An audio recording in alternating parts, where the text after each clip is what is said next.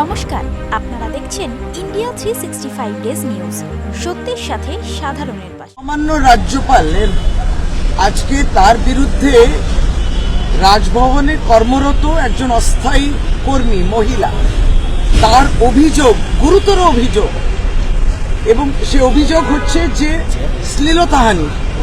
মহামান্য রাজ্যপাল, আর মহামান্য বলবো কিনা জানি না, এবং যিনি এত বড় বড় জ্ঞান দিতেন এবং সন্দেশখালি যেতেন এবং সমবেদনা জানাতেন, নারী অত্যাচার হওয়া উচিত, নারী শক্তিটা কি আর নারী সম্মানটা কি সমস্ত বলতেন, এবং ওয়ার রুম হওয়া উচিত, পিস রুম হওয়া উচিত অভিযোগ শোনানোর জন্যে কত কি বলতেন। আজকে তার রাজভবনে একটি মেয়ে, একটি মহিলা, সে এই অভিযোগ করছে, এবং যে প্রথমবার তার উপর শ্লীলতাহানি নয়, অনেকবার হয়েছে। সে কোনো রকম সাহস জোগাড় করে আজকে কোনো রকমে হেড স্ট্রিট পুলিশ থানাতে অভিযোগ দিয়েছে। আপনি কি বলবেন? আমরা স্তম্ভিত, এবং আমরা বলি যে বিজেপির কেন্দ্র সরকার, তো তার মনোনীত তো গভর্নররা আসেন, বিভিন্ন রাজ্যপাল মনোনীত করেন তারা, এবং বিভিন্ন রাজ্যগুলোতে সে উদ্দেশ্য থাকে যে নির্বাচিত সরকারগুলোকে বিরক্ত করা, যেমন এখানে বিরক্ত করছিলেন পরপর রাজ্যপালগুলো। কিন্তু আপনি ভাবুন, আজকে রাত্রে মহামান্য প্রধানমন্ত্রীও আসবেন বাংলায়, যেটা কালকে মিটিং করার জন্য, কিন্তু আজকে রাজভবনে থাকবেন। আমরা এর এই নিন্দা তো জানাচ্ছি, কিন্তু আমরা অপেক্ষায় রইলাম যে নিন্দা জানাবে কি বিজেপি, নিন্দা জানাবে কি প্রধানমন্ত্রী। রাষ্ট্রপতির দৃষ্টি আকর্ষণ করতে হবে। রাজ্যপাল শ্লীলতাহানি করছেন, এবং কিসের, মানে আমি তো বলি যে অনেকবার বলছে মেয়েটি, মহিলা বলছে যে অনেকবারই হয়েছে, তার মানে এর আগে সুযোগ পায়নি, চেপে দেওয়া হয়েছে, তাকে ভয় দেখানো হয়েছিল, আরো অনেক কিছু। ধীরে ধীরে আস্তে আস্তে সমস্তটা থানায় তিনি বলবেন। আমরা এক কথায় বলি যে তার যে চেয়ারের একটা গরিমা রয়েছে, একটা সম্মান রয়েছে, এরকম একটা কনস্টিটিউশনাল পোস্টে সংবিধানে তিনি রক্ষা করবেন, সেইখানে নারী নির্যাতনের কমপ্লেন তার বিরুদ্ধে। দেশের ভবিষ্যৎটা কি হবে? এনারা যে সন্দেশখালি নিয়ে এত বলতেন, তো আমরা সত্যি শুনতে চাই, আমরা শুনতে চাই যে কেন্দ্র সরকারের বক্তব্যটা কি, মহামান্য প্রধানমন্ত্রী তার বক্তব্যটা কি, এবং এতজন নেতৃত্ব যারা তৃণমূল কংগ্রেসকে এত জ্ঞান দিয়ে বেরিয়েছে। তৃণমূল কংগ্রেস যখনই কোনো রকম এই ধরনের নারীর উপরে কোনো অসম্মান যখন ঘটেছে, সঙ্গে সঙ্গে রাজ্য সরকারও পদক্ষেপ নিয়েছে, সমস্তটা তৎক্ষণিক, যাতে সে মহিলা যেন ন্যায্য বিচার পায়। এখন আমরা অপেক্ষায় রইলাম। না, এটা হতে পারে না যে আজকের দিনে ব্রিজভূষণ শরণ সিং, তাকে বাঁচানোর জন্যে, তাকে প্রক্সি এমপি করার জন্যে তার ছেলেকে এমপি সিটের টিকিট দেওয়া হলো কায়সারগঞ্জে, ইউপিতে। কোথায় গেল বুলডোজার সরকার? কি বুলডোজার সরকার?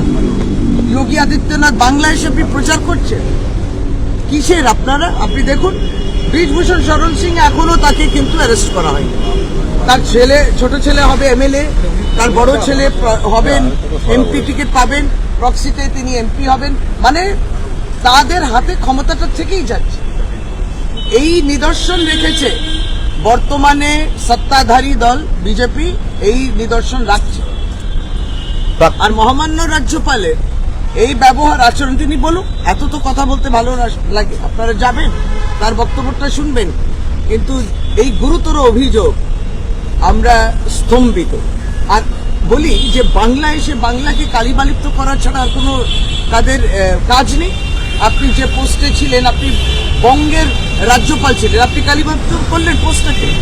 এইরকম একটা মারাত্মক অভিযোগ তো আগে কোনোদিন কোথাও আসেনি। মারাত্মক বটে, যদি হতো তাহলে আসতো।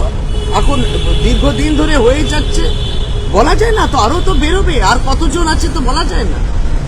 প্রজ্জ্বল রেভান্নাকে যদি সকলেই মনে করেন এটা আইডল, আর প্রজ্জ্বল রেভান্না যেমন কর্ণাটকা থেকে বেরিয়ে গেলেন, কর্ণাটকা কি দেশ থেকে বেরিয়ে গেলেন, দেশ থেকে একটা মানুষ পালিয়ে গেল, কে তাহলে স্বরাষ্ট্র মন্ত্রক করছেটা কি?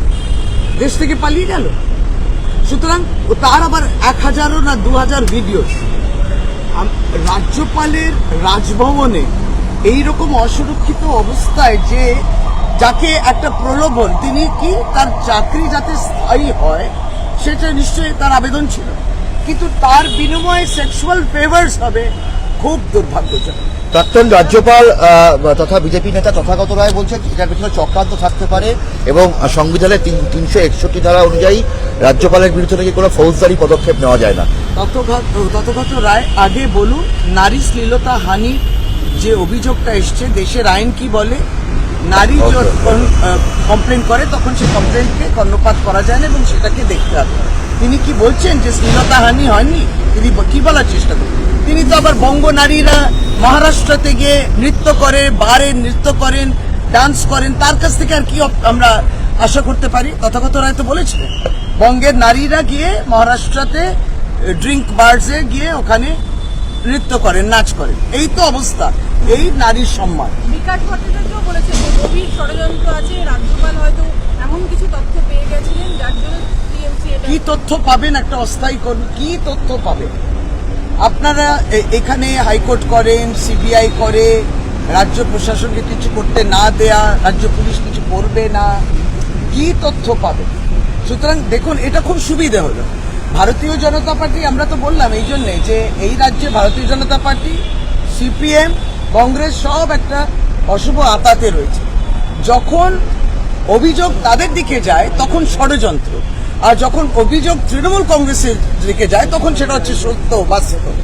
আপনারা কি কোনো রকম মহিলাদের দিক থেকে তৃণমূল কংগ্রেসের পক্ষ থেকে কোনো কর্মসূচি গ্রহণ করছে? আমরা তো সত্যি এই আকার, এই রকম একটা শ্লীলতা রাজভবনে আসবে কিছুটা হলে আমরা সকলে অবাক এবং স্তম্ভিত হয়ে যাচ্ছি। প্রথমে সে মহিলা, তার কমপ্লেন যেটা থানা দেখছে, তার এবার কি বলবেন? থানার পক্ষে কি গভর্নরের বিরুদ্ধে এখন আইন যেটা বলবে, দেখুন আইনের সহায়তা তো মেয়েটাকে দিতে হবে, তার উপর শ্লীলতা হানি হয়েছে, সে যেই চেয়ার থেকে হোক না কেন, চেয়ার আপনাকে ইমিউনিটি দেবে, এর চেয়ে দুর্ভাগ্যজনক বিষয় হতে পারে না। কারণ যে অপরাধটা তার উপরে হয়েছে সেই অপরাধটা তো ক্ষমাযোগ্য নয়। দেশের আইনটা তো একরকম হবে, ক্ষমাযোগ্য অপরাধ যখন নয় তখন তার ন্যায্য বিচার হওয়া উচিত। ধরো বিশ্ব বাংলা